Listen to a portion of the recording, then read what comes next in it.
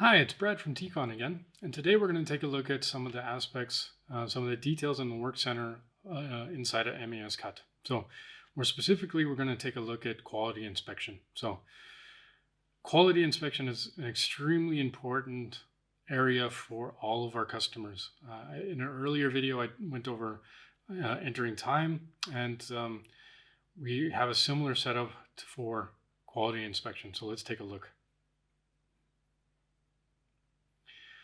So as you can see here, I've entered into quality inspection, the tab.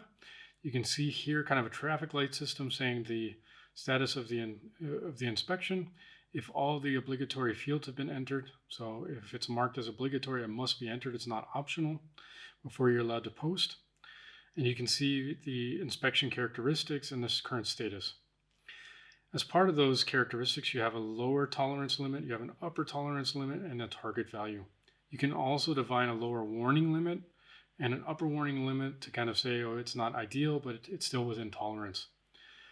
There are also fields for quantitative analysis as well as qualitative analysis. And we can take a look at how it is with the data entry. So if I enter in 80 for the substance here, you'll see the traffic light went to green.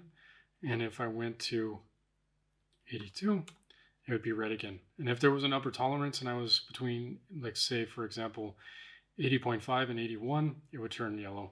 So let's go back to 80. And I can do 1.7.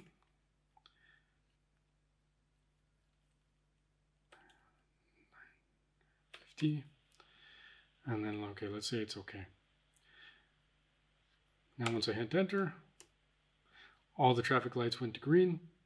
All the fields have been entered, so it's also green, and the inspection status is green. So this is primarily designed, it's useful for someone at the work center, at the side of the machine, to enter in values. This can also be data input from measurement systems such as scales or other test equipment that's on site. There's also a dialog. This can also be entered in by the lab.